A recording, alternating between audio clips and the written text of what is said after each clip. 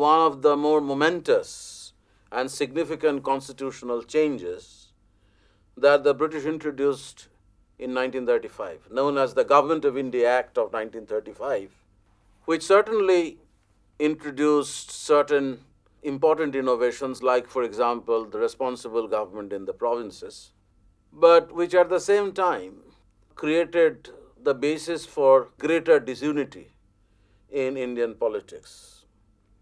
The Congress participated in the elections, formed ministries in several provinces, but the performance of the ministry at one level created disappointment in the minds of their own followers, while the Muslim League started complaining about discriminatory treatment by the Congress. And it is also argued that by creating a distinct provincial sphere in the Indian constitutional system, imperial constitutional system for that matter, Muslim League was encouraged to come up with their demand for their own spheres, basing on the kind of influence that they had already begun to acquire in some of the Muslim majority provinces.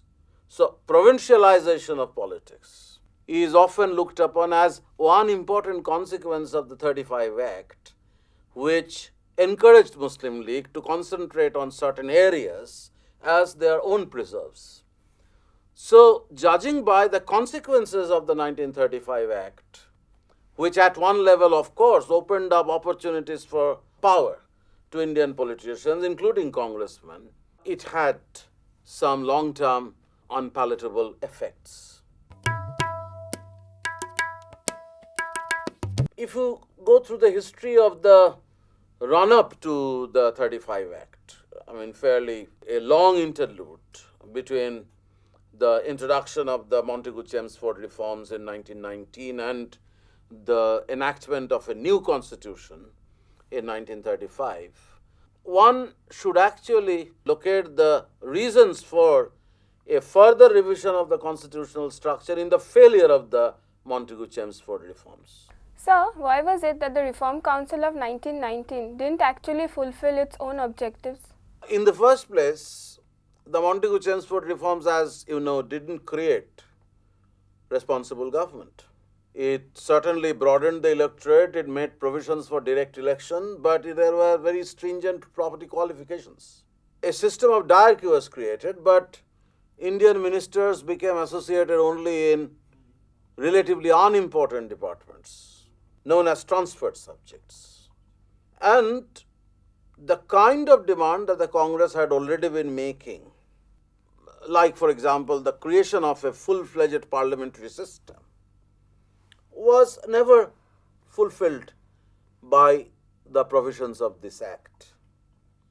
Despite these limitations, Gandhi at one stage was in favor of accepting these reforms, but ultimately, as you know, because of a number of reasons, because of the Punjab massacre, because of the Rowlatt agitation, because of the manner in which draconian measures were introduced, almost synchronizing with the Montagu-Chelmsford reforms, this act didn't actually attract congressmen. Congress was resistant to the idea of participating in these elections and working in the councils. As a consequence, those moderate politicians who had once been congressmen but who decided to break away from the Congress because of the Congress's reluctance to work the reforms ultimately formed the Liberal Party or the National Liberal Federation.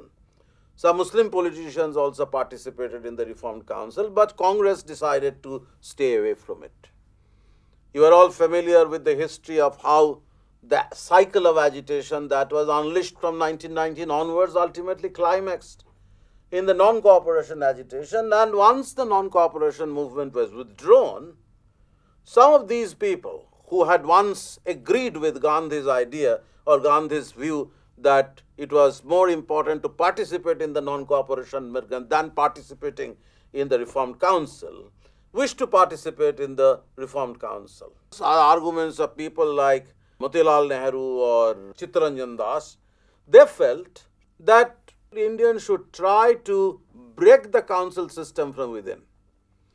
They would get elected to the council but refuse to be associated with the government, and they would constantly block the government by creating continuous blockades, continuous barriers against their laws. Now, this strategy was not likely to last long, because there were Swarajists who were followers of Das and Nehru, but who would not remain satisfied with this kind of a position. They would be keen to accept ministry, to accept office. And on this issue of office acceptance, ultimately disagreements occurred within the Swarajist party. There were groups within the Swarajya party who dissented with this strategy and started demanding the right to participate in the government. Around the middle of the year 1926, some people had defected from the party to join the government. So it is in this context of the collapse of the Swarajya experiment that we see the renewal of agitation once again. You know how Sir John Simon, who was appointed the chairman of a new commission which was to inquire into the possibilities of further constitutional reforms, something that was stated by Montagu himself in 1917, that every 10 years the constitutional arrangement should be reassessed in order to suggest further improvements. So Simon was appointed precisely with that objective, but the disadvantage of the Simon Commission was that it actually smacked of imperial arrogance. There was no Indian member. So the Congress decided to boycott it, and there was a renewed agitation against Simon Commission. And between the Congress, who had a certain idea about the dominion status, and the British bureaucracy, there were serious differences of views. While they took the decision to boycott the Simon Commission, in the Madras session in 1927, they also asked Motilal Nehru to prepare a draft constitution. And Nehru, along with Tej Bahadur Sapru, presented the Nehru report. And the Nehru report, for all practical purposes, was a draft constitution. Sir, how did the Nehru report visualize a constitutional system for free India? In fact, it was a constitution. It was a kind of a constitutional document. Many of these provisions ultimately became important, became relevant when the Indian Constitution was drafted by the Constituent Assembly after independence.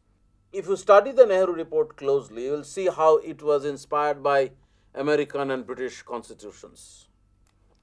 It suggested in the first place the creation of a federal democratic structure, but with greater concentration of authority in the hands of a central government. Precisely the opposite position that or to what the League would actually look for, provincialization. It suggested inclusion in the Constitution of a series of fundamental rights, a parliamentary system based on adult franchise, clear demarcation of power between the central and provincial governments, redrawing of the boundaries of the provinces according to language, linguistic reorganization of the state, that was to happen later, and a free independent judiciary. The Congress called upon the government to accept the Nehru report, and accepting the Nehru report was virtually acceptance of dominion status, accepting the idea that India would remain a part of the British Commonwealth, but for all practical purposes, India would be governed by an independent parliament elected on the basis of universal suffrage, choosing their ministers from the legislature, and the ministers would have complete parliamentary responsibility. So it was responsible government. There was an agreement about India's existence within the Commonwealth, within the empire. But even if India remained a part of the empire, India would evolve like other dominions, like Australia. As you can see from the Nehru report, that it was a perfectly liberal document. acceptable to liberal politicians, including a person like Muhammad Ali Jinnah, who in 1927 was agreeable to function in collaboration with the Congress to achieve the objective of a dominion status. But there were provisions in the Nehru report which ultimately alienated him. The Nehru report suggested, instead of communal electorate or reserved electorate, joint electorate. It was not in favor of continuing with the system of reserved constituencies. But the Nehru report, or the kind of discussion that it had initiated, became somewhat irrelevant between its publication in 1928 and the commencement of the civil disobedience movement. In between, you have an animated discussion among politicians about dominion status. Sir, how did the Congress and the British leadership interpret the dominion status differently? The dominion status, as the Nehru report actually suggested, implied virtually independent parliamentary government. But there was a willingness on their part to function within the British Commonwealth. And this was precisely the view of many British politicians from 1926-27 onwards. But there were some officials, the British bureaucracy by and large was resistant to this idea. In order to sell this idea, the British political establishment had to elicit the consent of the conservatives, who were not in a mood to accept dominion status in this sense. They would go as far up to as colonial self-government, that you have some self-governing institutions in the colonies in order to satisfy Indian political aspirations, but the idea of a severance of the relationship with the mother country was out of question. But there were congressmen who were also not happy with the idea of a dominion status. By then, Jawaharlal Nehru, Subhash Chandra Bose, they had already started demanding full self-government, Purna Swaraj. Ultimately, the Purna Swaraj resolution came to be adopted in 1929 at Lahore Congress, when the government rejected the Nehru report. Still, there was a compromise. The government was asked to accept it. The Purna Swaraj resolution was accepted, and finally the ground was now ready for the renewal of agitation for the civil disobedience campaign.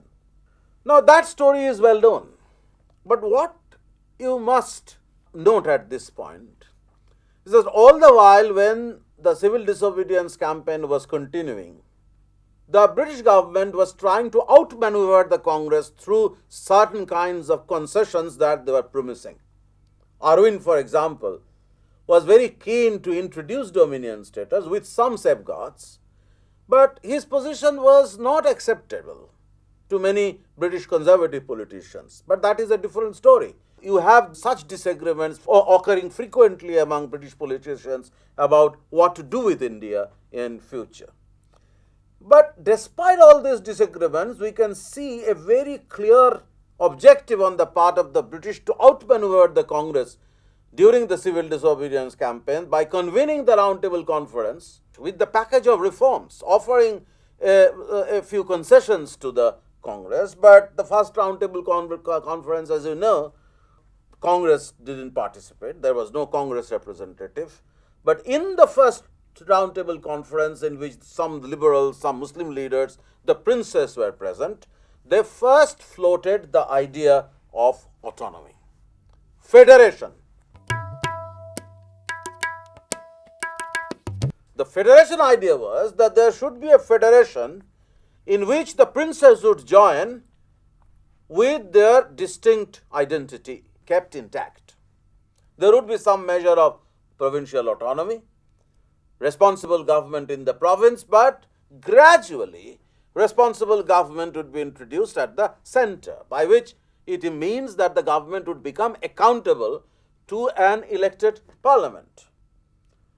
Then you have this Gandhi-Arvind Pact, then Gandhi's decision to participate in the second Roundtable Conference, where the same idea was reiterated, same proposals were reiterated. Ambedkar came up with the demand for a separate electorate for the depressed classes. it is in this kind of a situation when Gandhi was not very certain about what to do with the Round Table Conference, which was not actually giving him anything. He was coming back empty-handed.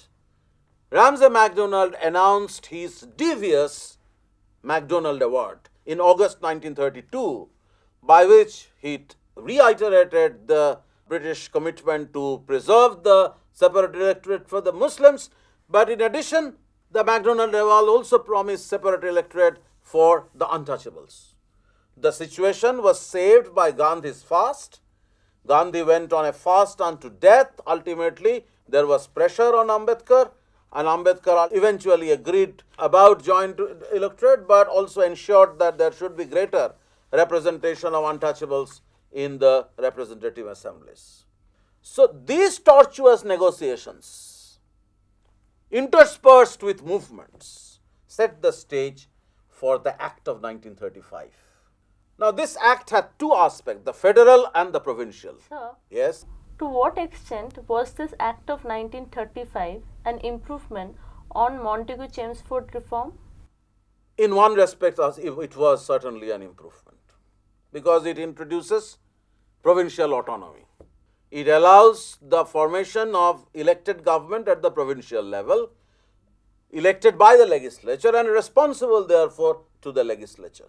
But this principle, which was expected also to be introduced at the central level, at the federal level, was never introduced, partly because of the reluctance of the princes ultimately to accept this package. As I was saying, that it has two different aspects. One was the federal aspect or the central aspect, and the other the provincial aspect. At the federal level, the act provided for an assembly where the Muslims would have their own representation based on separate electorate and very weighty representation at that. Congress only had around 30% representation, even though the Congress had so much of popularity and so much of a following all over India. The princes had a clear representation of 40% in the council of the state and 24% in the federal legislature. And their representatives were not meant to be elected representatives. The princes would nominate their representatives to the Council of State and to the federal legislature. Two institutions were actually provided for by the constitution. And ultimately, the idea was to assuage the princes and persuading them to remain as the principal bulwark of imperial rule. And unless the princes accepted this, the implementation of this scheme at the federal level was to be deferred. So the war intervened, as a consequence of which, at the federal level, this reform was never enacted. At the provincial level, as I was saying, the provision was made for some kind of a responsible government, although the governor continued to retain their emergency powers. What was implemented ultimately in 1937 was not the federal scheme, which could not be implemented because of the refusal of the princes ultimately to accept it. What was implemented was the provincial autonomy, elected assembly with an enlarged electorate, governor with emergency powers, Indian ministers to be appointed from the legislature and responsible to the assembly. Because of the incompleteness of the reform and the non-introduction of the federal scheme, Nehru ultimately described it as a charter of slavery, called for the rejection of this scheme altogether. About that story you are familiar, that there were left-wing in the Congress who never wanted to accept this reform and wanted to start an agitation against it, but eventually the right wing of the Congress actually decided to accept these reforms, participate in the elections, formed ministries in as many as 8 provinces, and the ultimate upshot of this was the Congress involvement in a system of power that the imperial rule created, but in the process discrediting itself. But that is a different story. When you look at the new provisions, you see how the princes were given a position that had never been accorded in the past. The Montagu-Chelmsford reforms had excluded them altogether. Now the princes were brought within the framework of an Indian constitution with a very weighty representation in Federal Assembly and the Council of the State. And at the same time, you have an effort on the part of the government to create very distinct provincial spheres. And Muslim League was deeply interested in this and never approved of the kind of unitary idea that Nehru report had espoused. So it has some very significant implications. Sir, what were the long-term consequences of this act? If you look at the immediate aftermath of the legislation, that after the law was passed, it took almost 2 years for the government to implement it.